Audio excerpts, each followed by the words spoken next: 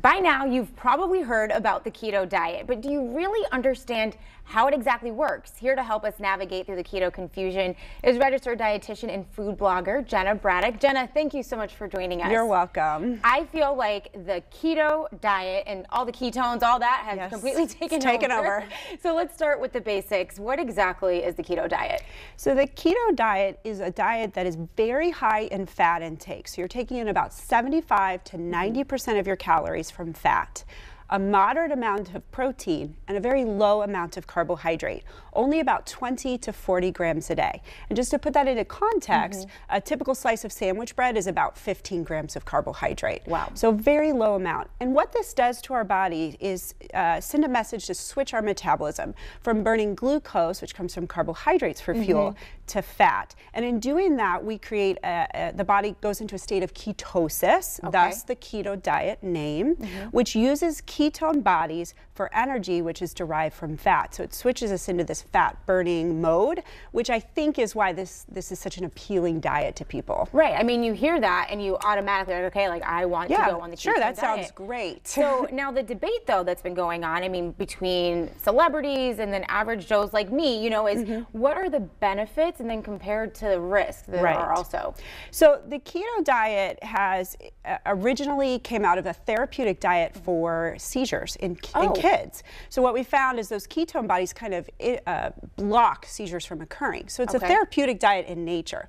But what research has now shown is actually some exciting things, I think, that it helps with some certain metabolic disorders. So uncontrolled diabetes, potentially, things related to hormones like polycystic ovarian syndrome and thyroid disorders. They're even looking at the ketosis or the keto diet as a benefit for preventing brain disorders like dementia and also helping with cancer. So there's definitely some exciting benefits there, but there's definitely some risks as well.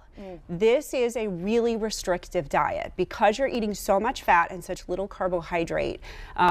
A lot of people deal with constipation as some of their initial troubles because fiber comes from carbohydrates. So that's a big issue.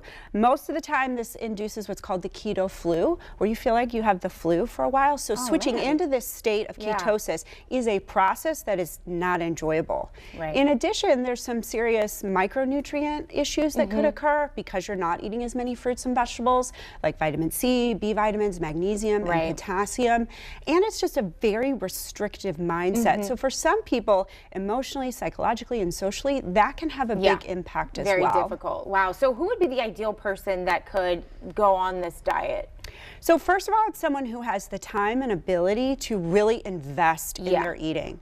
This takes a lot of planning. I also think someone who's willing to work with a medical professional. I really think this is best implemented with someone who has experience with the ketogenic diet and can help walk you through. And then those individuals who are in those metabolic disorders where other approaches have not benefited them. So uncontrolled diabetes, the PCOS and some infertility, perhaps with cancer prevention, or if you have a very high risk for dementia in your family. Those, I think, are good situations to consider this as an option. Now, who it's probably not a good choice for, in my opinion, as a registered dietitian working with weight and weight loss for a long time, I don't think this is the best choice for most people who just want to lose weight and body fat, because it's very restrictive. And for most individuals, they're not going to stay on this long term. Now, there's certainly those who do go on it long term and really enjoy the benefits and that style of eating. It's doable. But for most people, once you come out of ketogenesis or the ketogenic diet, which is very easy to do, you're going to get out of that fat burning zone. So if you haven't dealt with the behaviors and issues behind some of the things that you're dealing with, they're still going to be there when you're off the keto diet. Wow. Okay. Well, that's so much great advice. I mean, we need to know the pros and the cons and who should and who shouldn't. So thank you so much, Jenna, for bringing us those tips.